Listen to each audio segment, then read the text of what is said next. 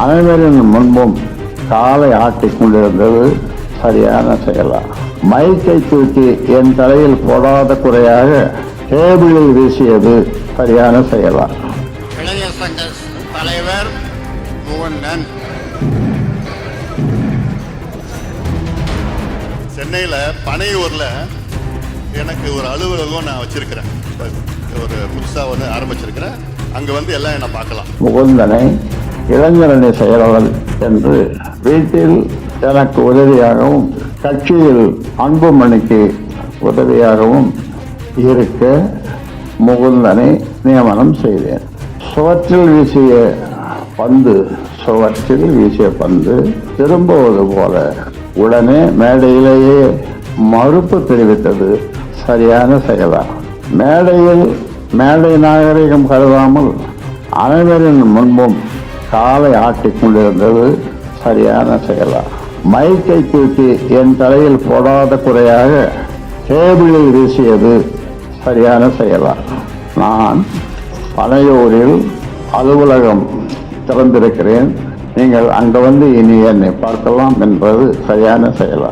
தொடர்புக்கு தொலைபேசி எண்ணையும் கொடுத்தது சரியான செயலா?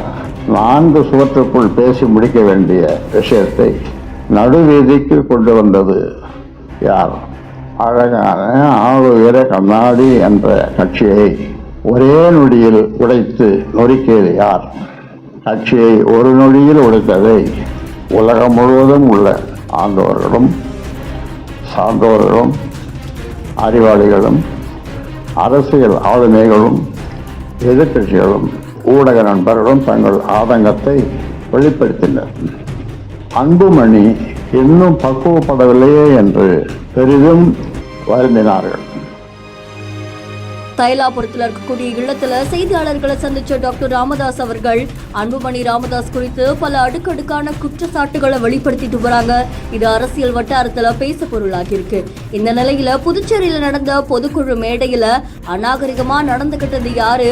முகுந்தனை இளைஞரணி செயலாளரா நியமிச்ச போது மேடையிலேயே மைக்கு தூக்கி வீசினது சரியான செயலா அப்படின்ற மாதிரியும் கேள்விகளை எழுப்பியிருக்காங்க. அது மட்டும் இல்லாம பனையூர்ல இருக்கக்கூடிய அலுவலகம் திறந்திருக்க அங்க வந்து என்ன சந்தேகங்கள் அப்படின்னு சொன்னது சரியா அப்படின்ற மாதிரியும் கேள்விகளை எழுப்பியிருக்காங்க. 4 சுவற்றுக்குள் முடிக்க வேண்டிய விஷயத்த நடு வீதிக்கு கொண்டு வந்தது யார்? அன்புமணி இன்னும் பக்குவப்படல அப்படின்னு பல்வேறு கருத்துக்களை டாக்டர் ராமதாஸ் அவர்கள் தெரிவிச்சிட்டு இருக்காங்க. இது சமூக வலைத்தளங்கள்ல பரபரப்பை ஏற்படுத்தி இருக்கு.